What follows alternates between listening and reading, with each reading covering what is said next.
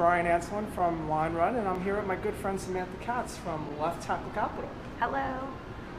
You know, we're here in freezing but sunny Union Square right now, and at Samantha's office, and we're here to talk about community, something that you know a lot about. You've taught me a lot about over the years, so I'm really excited about this, and I'm sure that all of you will be excited at the end as well. But I figured before we get started with the questions, I'd love for you to share a little bit about your journey to where you are right now. I know you've made a lot of jumps and worked in various industries, really all across, so we'd love to learn more about that. First, let me say, I think I'm honored to be here. I think that you've taught me just as much about community as I think I have the opportunity occasionally to teach others. In terms of my background and how I've been able to navigate through different industries, I think it's because I've never identified as being a person that thinks about a job or a particular vertical. I think I've always been driven by this purpose that, I don't know, I think I derive the greatest joy from helping others move a dream to a reality. And the way I like to do that is by bringing people together and forming community around championing or supporting that particular person or a particular cause.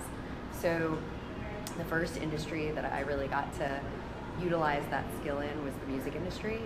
And I think I've always been a lover and passionate about music. And the reason for that is because it doesn't define us. It's universal and it's inclusive. And when an artist performs, they are not judging their audience by age, gender, race, religion, geography. They're just playing something that moves us, hopefully.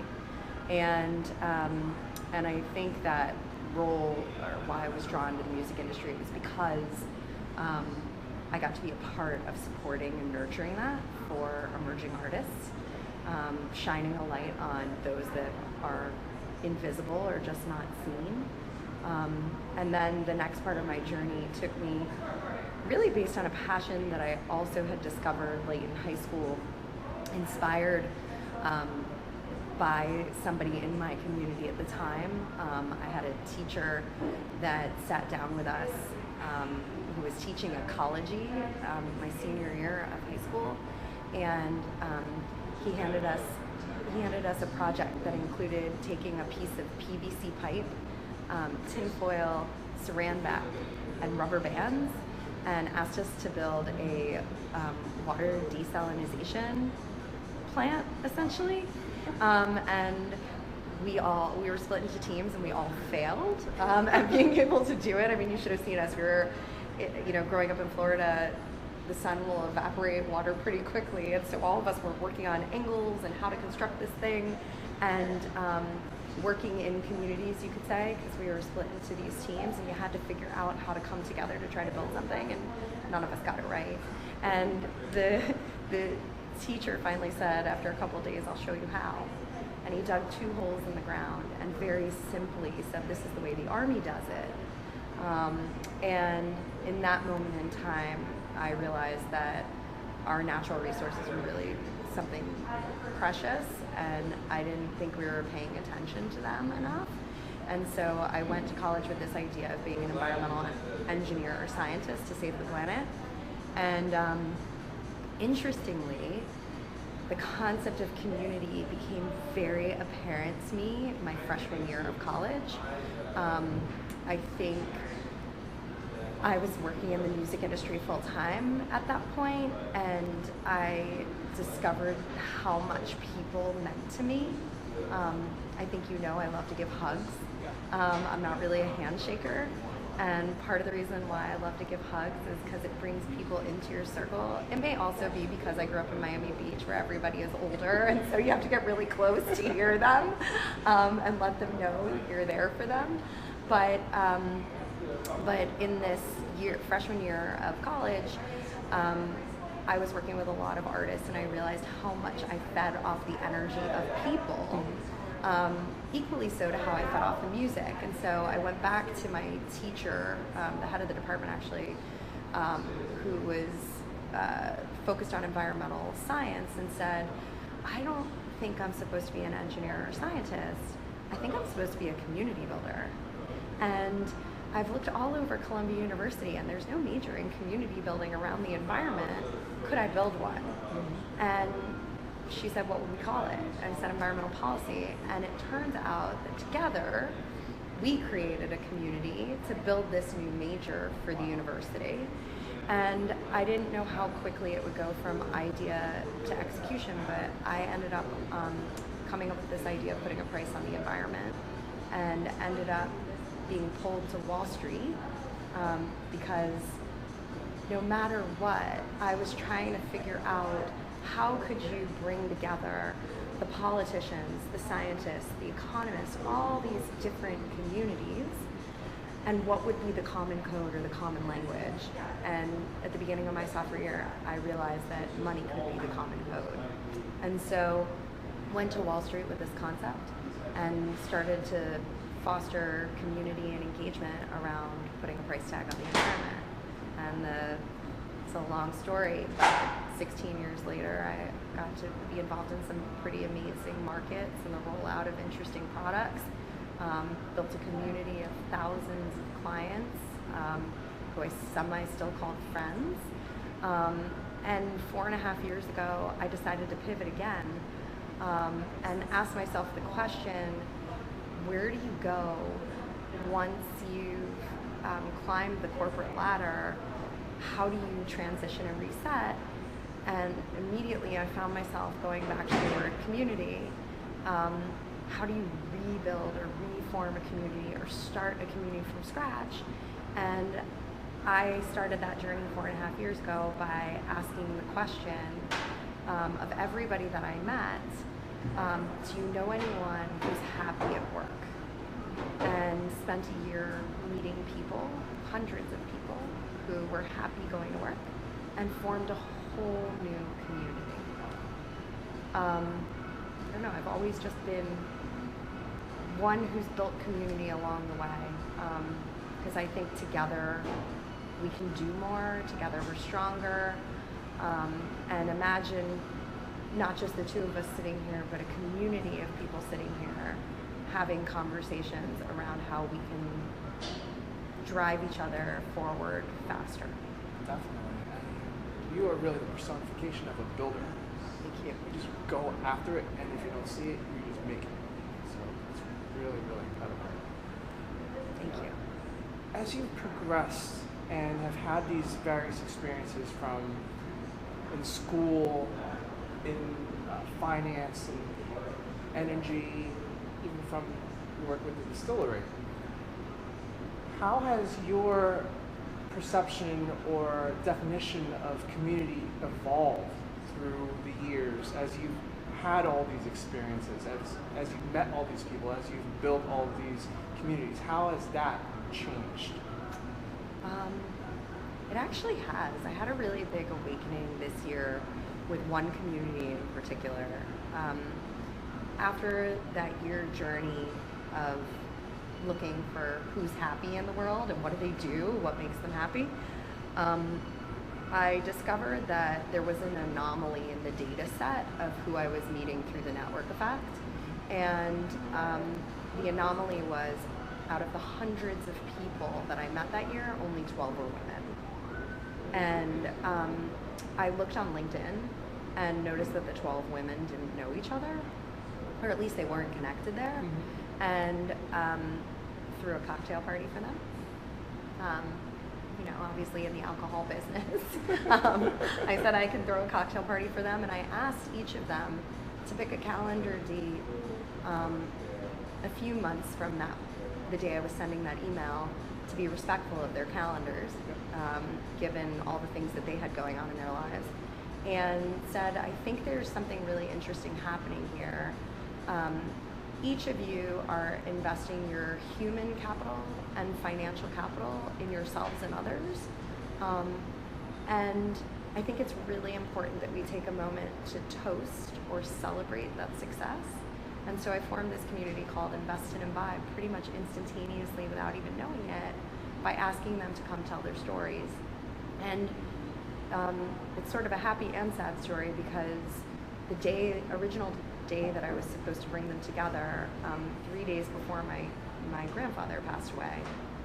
And my grandfather was a tremendous community builder without even knowing it. He was a surgeon, and surgeons are not usually filled with bedside manner, but he was. In fact, he did house calls to check on the families just as much to check on the patients. And I had to delay our first meeting, and a couple months I sent an email and said, look, I really am sorry to do this to everybody, but I have to cancel the first night of bringing everyone together. Could we delay? And everybody said, please take care of yourself, like be with your family. And we delayed a few months from then, and we did this first one.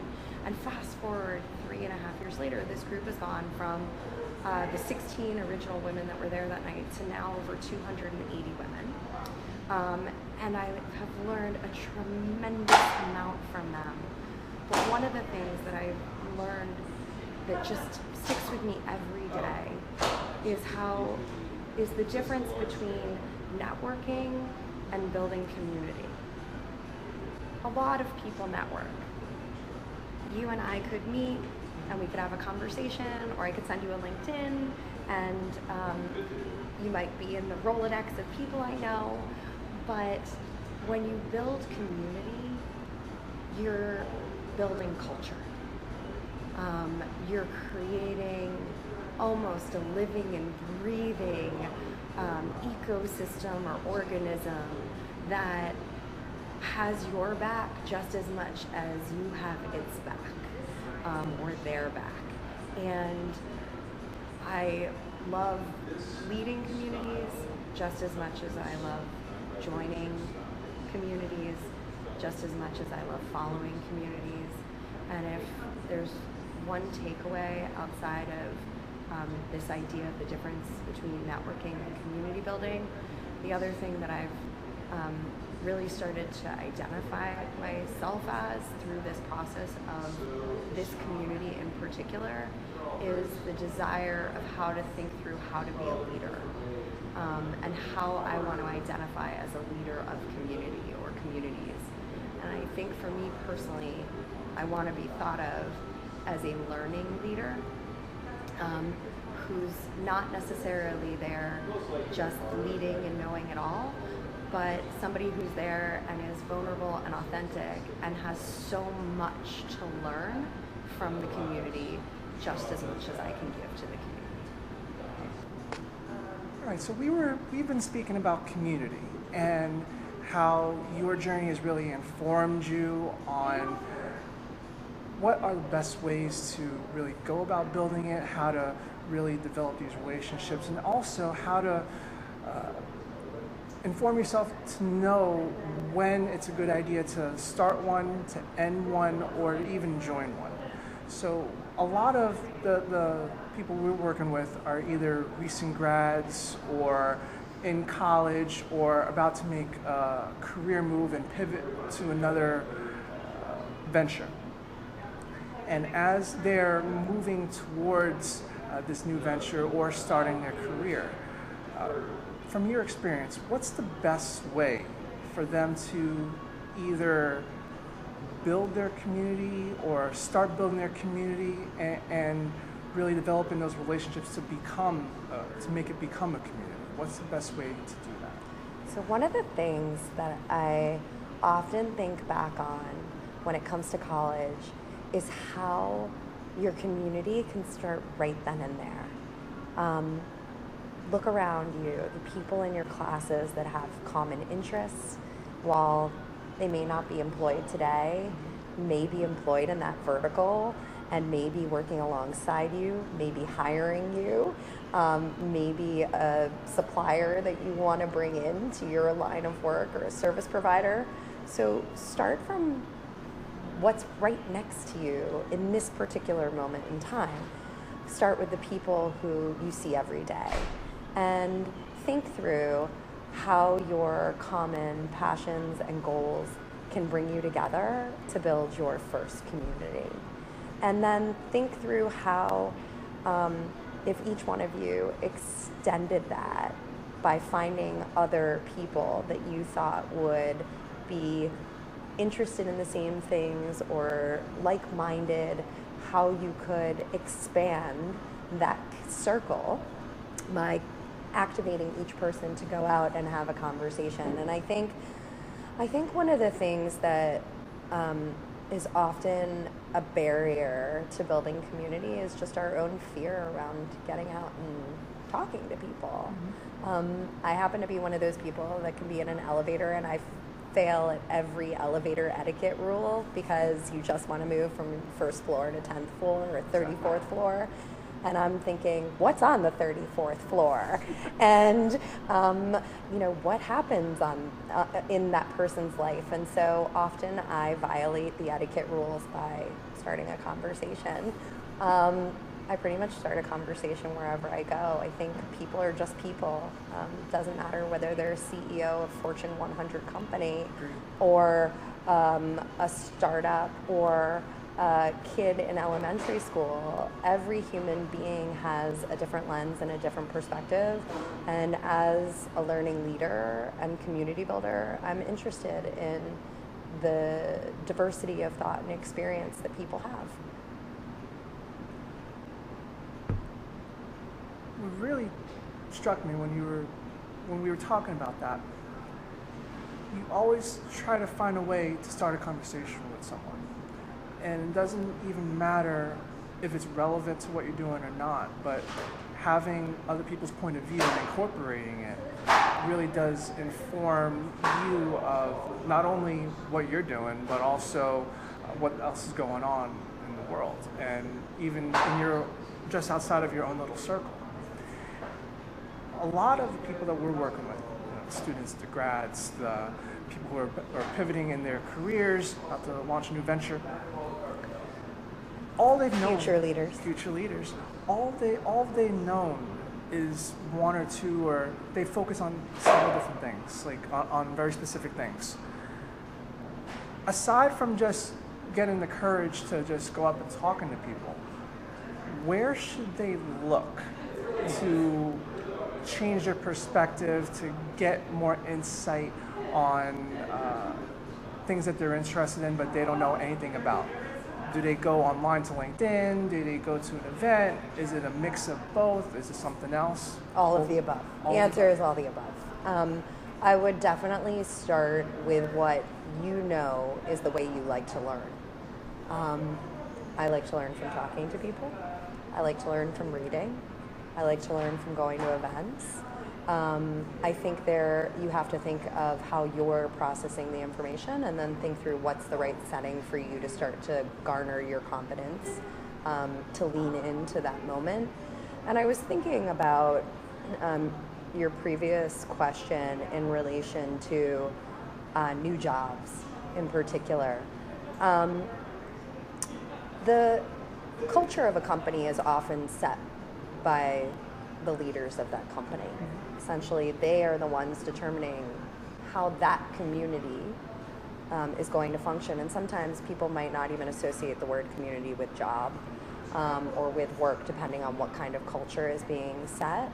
And there's a statistic that I read recently that talked about how 89% of men and women often don't have an informal conversation with senior leadership in their companies. And I think that that's ripe for disruption. I think looking for people inside your companies that you want to strike up a conversation with or have a dialogue with, I think it's almost important to get people out of their comfort zones a little bit and have a reminder that, or something going on in the back of your mind on replay over and over and over again, which is maybe they're uncomfortable too, but if I just come into this with ease, perhaps I'll curate a conversation that I would never have before. Also in new jobs, there may be somebody to talk to who can help you navigate what the communities are like within the job. Find some kind of mentor or ally that ultimately helps you transition through that process. And to your point, there may be apps or new tools that help us do that. Great. It's really just a mix of everything and going off of what you feel is right and then just learning from and building from there. Yeah. Just gotta love experimentation. It's even from taking it outside of like a lab or business, just in your personal life, just trying something new and just mixing it with the things that you're familiar with. It can really just open up your eyes to so many different things. It's really incredible. One of my colleagues often tells me, she's a former sixth grade teacher, and she taught a group of sixth graders how to read. And she's a constant reminder that in order to pull somebody forward, you have to meet them where they are. So look internally and say, where am I? And what will it take to pull myself forward? That's kind of the process that might make sense to go through a little bit more introspectively, even before you go out into the world. Who am I? Who do I want to be? And how do I get there? I love that structure and just asking yourself those questions and being, having the ability to have that self-reflection. I think that's really important, especially for not just for your professional growth, but your personal growth as well. Last thing I wanted to ask you, again, going back to students, grads, and people who are pivoting. Limited perspective, at least initially, going in. And they want to build these relationships, and whenever we're talking about relationships, we always mention about balance, and trying to find the right balance, and trying to make sure that you're not just asking and taking, and you want to be able to give something. For someone who is just starting out and learning about a new industry, and they're trying to make a new connection, either as a potential mentor or someone just to be a part of the community they're building, what can they give so that it could be a more balanced and a more natural relationship versus them just asking a bunch of questions and asking that person's time? And how do they really balance that out? Everyone has something to give. Everyone has a superpower, something that makes them glow. And in that moment of self-reflection, start to think about what your superpower is. Google actually has an exercise that they do called #IamRemarkable. And they bring a bunch of women into a room at Google, and they have them sit down at a table and ask them to write down why they are remarkable. And you see their body language shift upon self-reflection, and they start writing nervously why they are remarkable, and you start to see their body language, posture, facial expressions change a little bit as they're writing it down. And then they're asked to get up on stage and actually read to the group why they are remarkable. And once again, nervous, body language changes, facial expressions change. They get up onto the stage and they start reading, I am remarkable because I have an MBA. I am remarkable because I was the first person in my family to get a college degree. I am remarkable because I got my kids dressed and ended up at work today. Little wins. Little wins. I am remarkable because I built a new product for Google. So, #I am remarkable because, and fill in the blank. And then you will have something to give. And it's really important to find the people who are also givers. And I think to your point on having a balance, we all need things just as much as we can give things. And finding the people who are both givers and takers is really crucial, I think, for myself personally, but probably for everyone, to have around you so that you can give in the moments where you are sitting in a place to do so, and you can take when you absolutely need to. Definitely.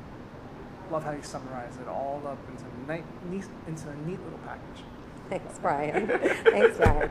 This was so much fun today. Thanks for coming into our office to learn more personally about what we're doing and how we feel about building community.